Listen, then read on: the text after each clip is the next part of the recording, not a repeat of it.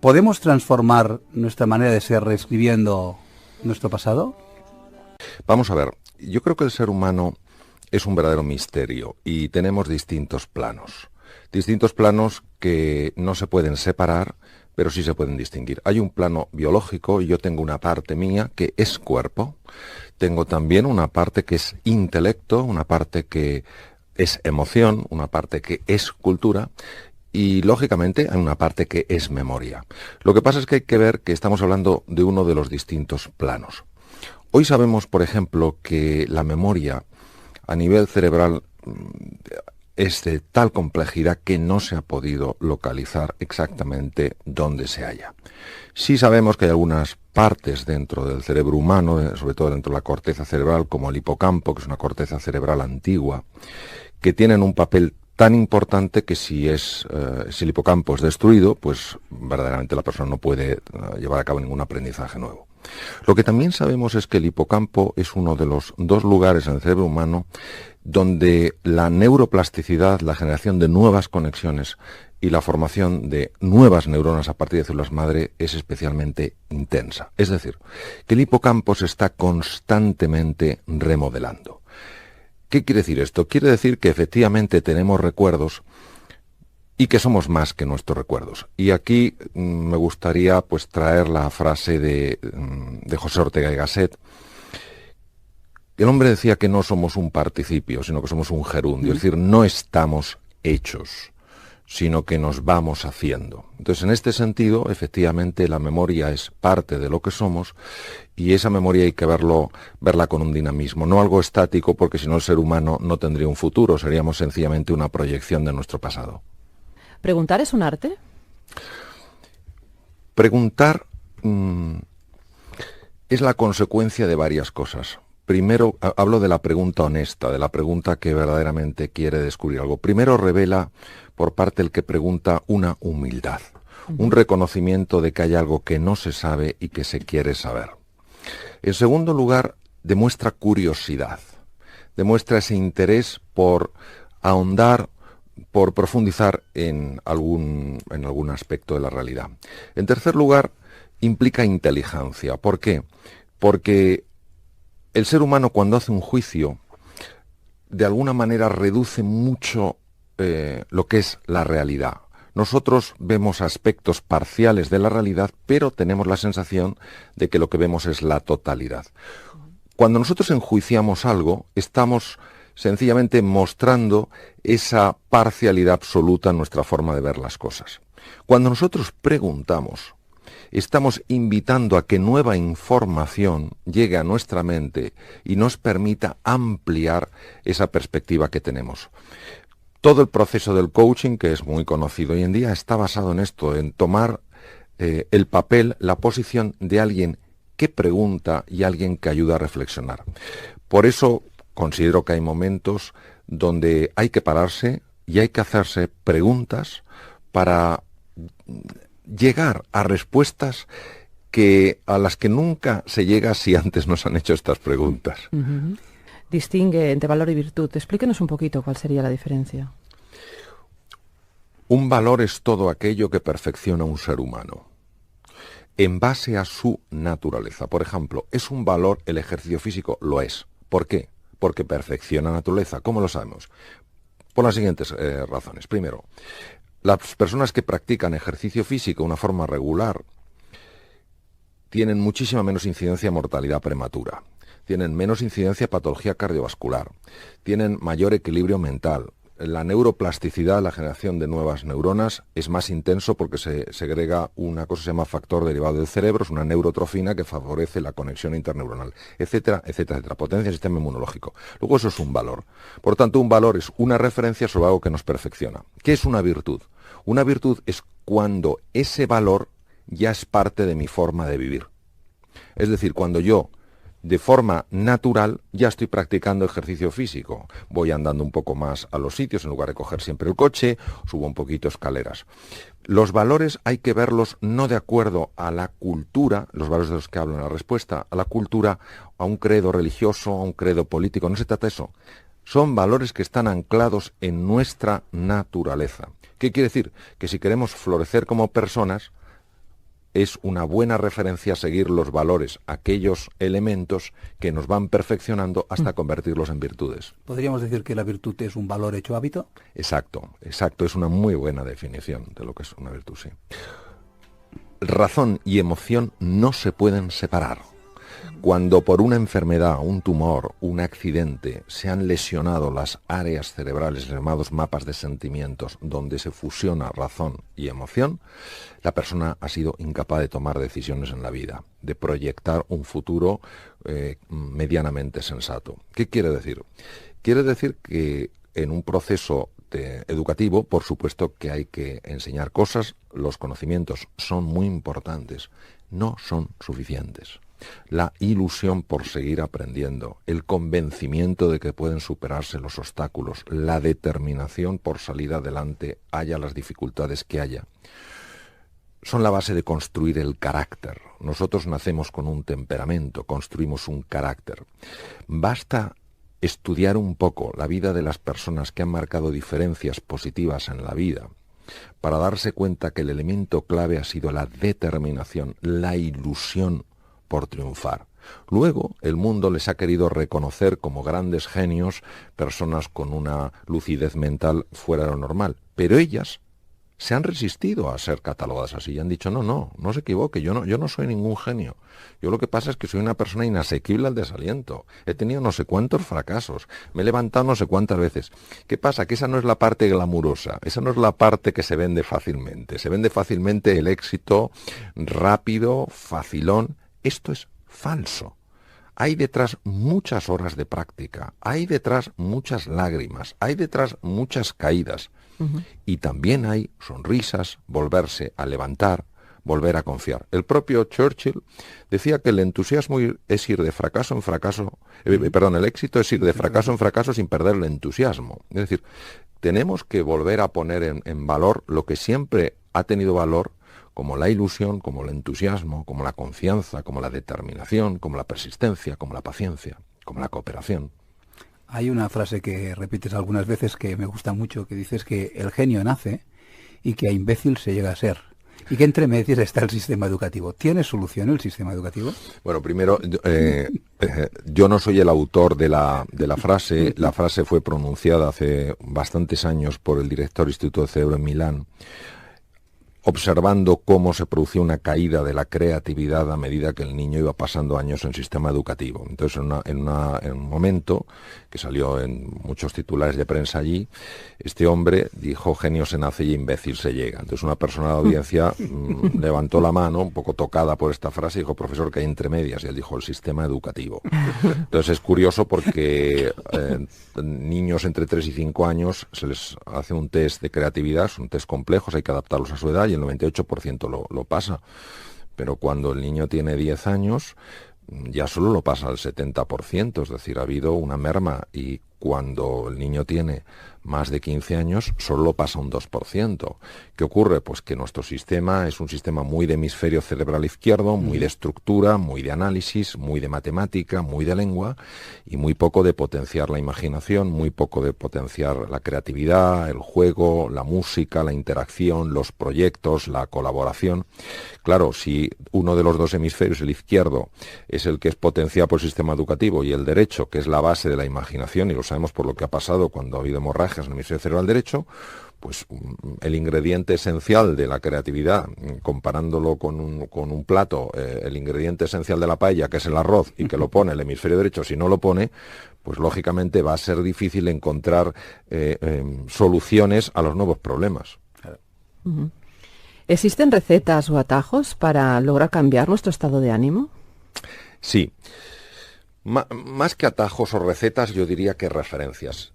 Cuando se comprende cómo opera el estado de ánimo, se sabe que hay ciertas palancas que tienen una repercusión muy rápida en el estado de ánimo. Y las voy a decir para que cualquier persona que nos escuche las pueda utilizar y pueda experimentar personalmente cómo cambia el estado de ánimo. El primero es el ejercicio físico. Cuando una persona sienta que está muy irascible o muy deprimida o muy frustrada, de verdad que le sugiero no ya por investigación, sino por propia experiencia, que empieza a hacer ejercicio físico, se ponga unas zapatillas, se ponga a andar rápido por la calle o a correr o monte en bicicleta. ¿Esto en qué se basa? Se basa en que los estados de ánimo, el ánimo es el alma, tienen lógicamente una repercusión corporal, fisiológica. El ejercicio físico libera. Voy a hablar solo de dos cosas porque hay otras cosas que libera, también muy interesantes, me llevaría tiempo. Libera endorfinas y libera oxitocina. Las endorfinas producen una sensación de bienestar, lo cual es porque son opiáceos endógenos, produce una sensación de bienestar, lo cual es muy favorable en ese momento que la persona se siente anímicamente mal. Pero es que además la oxitocina, que es otra hormona que se libera con el ejercicio físico, bloquea los centros del miedo. Muchas veces nuestra angustia, nuestra desesperanza, nuestra ira no son más que una expresión con distintas caras del miedo. El segundo elemento o la segunda palanca para cambiar el estado de ánimo es la conversación. Hablar con alguien con quien tengas confianza, no pidiéndole que te solucione nada, sino sencillamente compartiendo tu sentir. En este caso también la base fisiológica, aunque es muy compleja, la base fisiológica tiene mucho que ver con la liberación de oxitocina. La oxitocina es una hormona de tremendos efectos beneficiosos. Siguiente elemento es cambiar la atención. La mejor forma de cambiar la atención es hacerse una pregunta. Por ejemplo, si uno cree que todo es una basura en su vida, la pregunta es, ¿hay algo en mi vida que tenga valor? Y a medida que empiece a buscar en otro lugar, se dará cuenta de que a lo mejor esa persona está sana. ¿Cuántas personas están enfermas? O se dará cuenta de que tiene alguien que les quiere. ¿Cuántas personas hay que no sienten que nadie les quiere? O que están en un país donde gozan de libertad. ¿Cuánta gente está en países que no gozan de libertad? Y así van cambiando el estado de ánimo. Otra forma es cambiando el tipo de palabras que usamos. Las palabras generan cambios en el estado de ánimo. Esto ha sido muy visto allí en la Universidad de Boston. Cuando usamos palabras como constantemente, palabras de problemas, dificultad, maldad, se van generando cambios hormonales y vamos quedando atrapados en esta red de palabras que son fundamentalmente generadoras de aflicción. De ahí también el no tener que juzgar, criticar, claro. Claro, porque si tenemos en cuenta cómo juzgamos, nos daremos cuenta que la mayor parte de nuestros juicios, tanto acerca de nosotros mismos como acerca de los demás, tienen una polaridad negativa. Uh-huh. ¿Podría ser que en parte la felicidad se encuentre en hacer posible lo imposible? El tema de la felicidad es harto complejo. Entonces voy a hacer una distinción para que sepamos muy bien de lo que estamos hablando. Uh-huh. Una cosa es el bienestar subjetivo y otra cosa es la felicidad. El bienestar subjetivo es aquello que colma los sentidos. Viajar de una forma cómoda colma más los sentidos que viajar de una forma incómoda. Tomarse un plato rico, pues colma más los sentidos que tomarse algo que no está tan rico. La felicidad es aquello que colma el corazón. La felicidad pertenece a una dimensión diferente del ser humano. ¿Qué quiero decir con esto? Quiero decir que hay personas que tienen un gran bienestar subjetivo y también tienen colmado el corazón. Son personas normalmente que no están aferrados a lo que tienen, son generosos y comparten. Uh-huh. Hay personas que tienen un escaso bienestar subjetivo y, curiosamente, no tienen colmado tampoco el corazón, porque a lo mejor son mucho más envidiosas en su forma de ver, son mucho más críticas. Es decir, hay algo que no coincide entre lo que es el bienestar subjetivo y la felicidad. A mí me gusta definir, es mi forma de verlo, que la felicidad es el descubrimiento de que en nuestro interior ya tenemos todo lo que es necesario para estar tranquilos en la vida, independientemente de lo que nos pase. Por eso los griegos hablaban en este sentido de la paz del sabio. ¿Aconsejas no perder la esperanza? Bueno, vamos a ver. ¿Quejarnos sirve de algo? Yo creo que hay dos tipos de queja. La queja que busca la construcción y la queja que busca sencillamente tomar una posición de víctima o que va más allá y busca la destrucción. Yo creo que decir lo que no está bien con la intención honesta de que se arregle y con nuestra voluntad de participar en ese arreglo es imprescindible. Porque si no, cosas que no deberían de funcionar se mantendrán funcionando. Cosas que no deberían estar seguirán estando. Ahora, cuando la queja es sencillamente el grito de la persona que está en las gradas, que tira la piedra y esconde la mano, cuya intención real no es mejorar las cosas, sino conseguir que los demás le presten atención, meter ruido, yo creo que esa queja es profundamente dañina para todos, para el que tira la piedra y para el que recibe la piedra. Respecto al... Especialmente para el que recibe la piedra. Claro, el que recibe la piedra y también el que la lanza, porque cuando se toma esa posición de víctima, está muy visto ya en medicina, que las posibilidades de enfermar suben tremendamente, porque te estás poniendo en una posición en la cual tú no tienes ninguna influencia sobre lo que sucede. Te estás declarando inepto para cualquier tipo de solución, aunque sea la sencilla. Y esto el organismo lo nota y reacciona de una forma que no suele ser positiva. Respecto de la esperanza, vamos a ver. Hay claridad. Lo único real es el presente. Todo sucede en el presente. Lo que pasa es que hay una parte de la mente humana que tiene una tendencia inmensa a no estar en el presente y a estar en el pasado o en el futuro. Esto puede tener una connotación negativa o puede tener un aspecto positivo. ¿Cuándo tiene una connotación negativa? Tiene una connotación negativa cuando estoy tan apegado a mi pasado que todo lo que yo proyecto en el futuro es sencillamente una continuidad del pasado. Entonces el pasado ya no me está influyendo, sino que me está determinando. ¿Cuándo tiene un impacto positivo? Tiene un impacto positivo cuando yo me digo a mí mismo, yo sé que lo único real es el aquí y el ahora. No hay nadie que haya podido viajar al pasado o viajar al futuro. Lo único real es ahora. Yo también puedo decir, ahora bien, yo tengo esta capacidad de proyectar el futuro. ¿Qué futuro puedo proyectar que genere en mí la suficiente ilusión como para que me dé fuerza en el presente? Este es el uso precioso, magnífico, enormemente posibilitador de la imaginación. Es decir, crear una realidad en el futuro que empiece a moverme ya en el presente. ¿Cómo podemos proporcionar un feedback a los demás que les sea útil? Hay dos elementos en esta pregunta que me gustaría separar. Primero, feedback y segundo, útil. Feedback es retroalimentación, es decir, información que te viene de vuelta y que te posiciona en cómo ha repercutido tu conducta en algo. Por ejemplo, un paramecio, un organismo unicelular, está recibiendo constantemente feedback de su entorno para saber si lo que está haciendo, el movimiento que está haciendo, le ayuda a acercarse al alimento y le aleja, por ejemplo, del peligro. Luego, todo elemento biológico en su propia naturaleza necesita recibir feedback, ya que su percepción de las cosas es muy limitada. Y lo mismo que yo, hay cosas que hago y a lo mejor las hago creyendo que las hago bien y las hago regular. Necesito a alguien que me diga, Mario, esto no lo has hecho del todo bien, necesito el feedback. Pues todo organismo vivo necesita feedback. ¿Qué es lo que pasa con la persona? Con los seres humanos pasa una cosa muy curiosa, que es que dependiendo de cómo se nos dé el feedback, nosotros tomamos un posicionamiento. El feedback ha de ser solo información, jamás ha de ser un juicio. Por ejemplo, el feedback de una persona que está dando una sesión de comunicación porque está intentando mejorar sus habilidades.